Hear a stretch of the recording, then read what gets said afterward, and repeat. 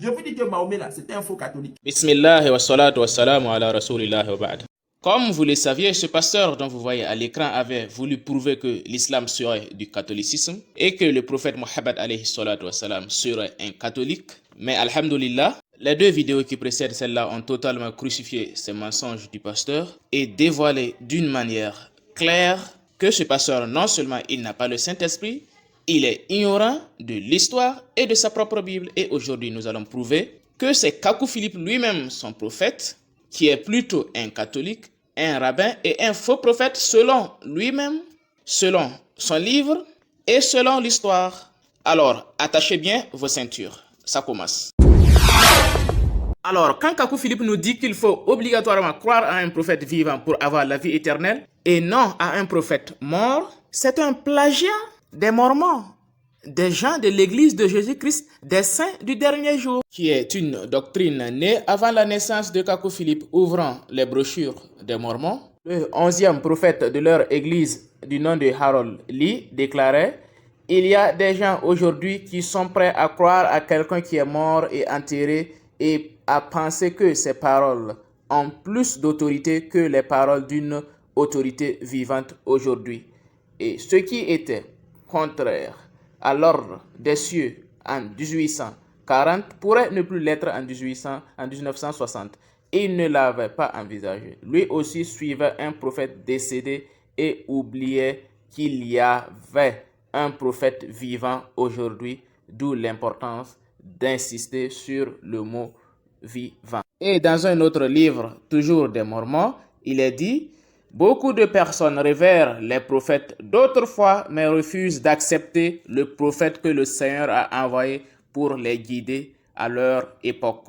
Élama, chapitre 13, versets 24 à 26. Donc, Kakou Philippe a plagié la théorie du prophète vivant chez les Mormons. Et il va péroquétiser cette théorie tout au long de son livre. Il va le plagier dans Kakou 1.10, dans Kakou 1.17, dans Kakou 2.13, dans Kakou 2.14, dans Kakou 2.20, dans Kakou 2.21, dans Kakou 2.28, dans Kakou 3.12 et dans 99% des chapitres de son livre, et sera péroquétisé aussi par ses apôtres et ses pasteurs dans leurs multiples interventions. Écoutons par exemple l'apôtre Bigot. C'est ce que Dieu vous dit au présent de l'indicatif, par le prophète vivant, qui est Kakou Philippe là, qui peut vous sauver, vous petits Congolais. Kakou Philippe se réclame d'être un pseudo-messager de Matthieu 25, le verset 6, qu'il surnomme le cri de minuit. Ça encore, c'est un autre plagiat d'un chrétien du nom de frère Mara, qui est un Ivoirien. C'est de lui que Kakou Philippe a plagié sa théorie du cri de minuit. Alors, qu'est-ce qui se passe en Côte d'Ivoire? En Côte d'Ivoire, tous les Ivoiriens tentent toujours de réparer l'horloge avec les yeux bandés. Monsieur Diaz, moi je ne serai pas un Ivoirien. C'est comme si vous me tenteriez de le dire. Ici, c'est le prophète Mbara. Non, le frère Mbara. C'est un Ivoirien. Hein? Regardez ce qu'il dit. Le cri de minuit. Il y a tout un livre sur ça. Ça sort de la Côte d'Ivoire. C'est le livre-là que vous voyez là. Publié en quelle année?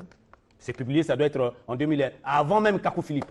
Je vais te donner, tu vas lire les références. Il est écrit les 5 ministères de la parole dans la vision du temps de la fin. C'est écrit par Mbara, parfait. C'est un Ivoirien, on a fait les débats houleux avec ces gars-là. Ils viennent après. Je vais vous démontrer. Il est écrit ici, le cri de réveil de minuit. Il démontre quoi? Alors l'Éternel est Dieu, Matthieu chapitre 25. C'est-à-dire qu'ils sont en train de développer ça. Et ils viennent après. Tous les Ivoiriens s'appuient sur ça, de la même manière que nos frères de la RDC s'appuient sur les miracles. En Côte d'Ivoire, si vous voulez être quelqu'un, il faut parler du cri du minuit. Vous comprenez? C'est une doctrine qui a vu le jour en Côte d'Ivoire. Ça brille, il y a des livres écrits sur ça par tous les Ivoiriens. Je vais vous prendre des trucs pour ne pas trop abuser de votre temps. Ils expliquent ça. Ils donnent ceci. Le prophète Siméon présenta Jésus. De la même manière que le prophète Simon a présenté Jésus, il doit toujours y avoir quelqu'un qui doit présenter Jésus vis-à-vis des vierges. Et dit, voici, cet enfant est là pour la chute et le relèvement. Ensuite, quand Kakou Philippe nous parle de la confession publique, que Dieu lui aurait donné la confession publique, c'est un mensonge, c'est encore un plagiat. Et ça vient de l'Église catholique. La confession publique est pratiquée par l'Église catholique et qui serait abolie vers le 5e siècle par un certain pape du nom de Léon. Et vers le 16e siècle, on a encore des témoignages de la pratique de la confession publique par l'Église catholique, comme affiché à l'écran. Donc, Kakou Philippe, c'est un catholique. C'est un catholique. Dieu ne l'a rien révélé. Après, ils vont mentir sur Jean 20, 23, disant que ça réfère à la confession publique. C'est un mensonge. Ce verset n'a rien à voir avec la confession publique. Lorsque Kakou Philippe essaie de nous décrire, de nous faire une description du serpent dans le jardin d'Éden, par exemple dans Kakou 23:4 disant qu'il avait des pieds, c'est un plagiat provenant de William Branham qui à son tour a plagié de la tradition juive du Zohar.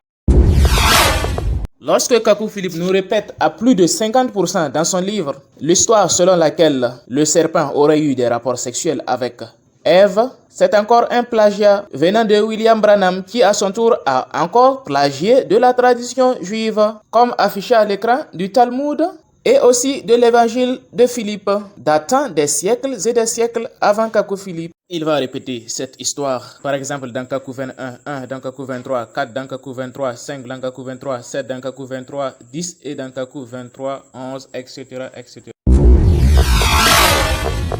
Lorsque Kakou Philippe répète à multiples reprises la théorie des 7 sceaux dans son livre, par exemple dans Kakou 4, 14, dans Kakou 4, 20, dans Kakou 12, 20, dans Kakou 18, 34, dans Kakou 4, 1, etc., etc., tenez-vous bien, c'est encore un plagiat de William Branham qui, à son tour, comme affiché à l'écran, a plagié de Clarence Larkin et de Taz Russell. Vous voyez déjà que Kakou Philippe, c'est un faux type. C'est pas fini, on continue. Écoutons un pasteur de Kakou Philippe qui va nous dire que le vin est une œuvre du diable, qui est un copier-coller direct du Coran. Il y a des débats sur la boisson que la Bible ne tranche pas. Il y a des débats par exemple sur la cigarette que la Bible n'en parle pas. Mais est-ce que le monde va rester dans le flou? Non. Dieu va envoyer un homme comme ceux qui ont aussi leur livre dans la Bible et il va trancher. Alors Kakou Philippe, c'est pas encore tranché pour la boisson, si, Kakou, c'est déjà tranché. La boisson, la cigarette, c'est du diable. C'est du diable. Voilà, on va pas loin. C'est du diable. Moi, je bois pas. Nous, on boit. Allahu Akbar. Là, c'est maintenant un plagiat direct, copier-coller du Coran. Dans la sourate 5, le verset 90, Dieu nous dit texto, le vin est une œuvre du diable. Donc, c'est un copier-coller. Effectivement, lorsque nous ouvrons Kakou chapitre 10, le verset 63, Kakou Philippe va coller ce verset du Coran dans son livre, comme venait aussi de confirmer son pasteur. Lorsque Kakou Philippe nous dit que la cigarette est haram, eh bien, c'est un plagiat d'une fatwa de Cheikh Ousseymine et de Cheikh Bonbaz, comme affiché à l'écran. De même, lorsque Kakou Philippe nous dit dans Kakou 10, le verset 63, que le football est haram, c'est encore un plagiat d'une fatwa de Cheikh Ousseymine, comme affiché à l'écran. De même, lorsque Kakou Philippe nous dit qu'il est contre la contraception, dans Kakou 3, le verset 8, tenez-vous bien, c'est encore un plagiat des fatwas de Cheikh Fawzan, de Cheikh Ousseymine et de Cheikh Bonbaz, comme affiché à l'écran.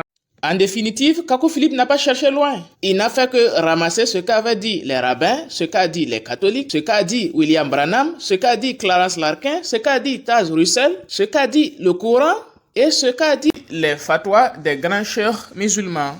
Et il est ensuite allé sur Internet copier le mensonge des islamophobes sur l'islam et a collé dans son livre et est sorti maintenant dire voilà, je suis prophète, Dieu m'a envoyé. Et aussitôt, on a une masse ignorante comme le pasteur Ama Martin, apôtre Bigio, apôtre Aka, qui le suit par ignorance et par amour de l'argent. Donc, pour Ama Martin, c'est son prophète Kakou Philippe qui est un faux prophète parce que c'est un catholique, c'est un rabbin, c'est un faux imam, c'est un faux brahmaniste, c'est un faux docteur et c'est un faux prophète pour avoir copié et perroquetisé les écrits qui l'ont précédé dans son livre, ainsi que les fatwas musulmanes, etc., etc.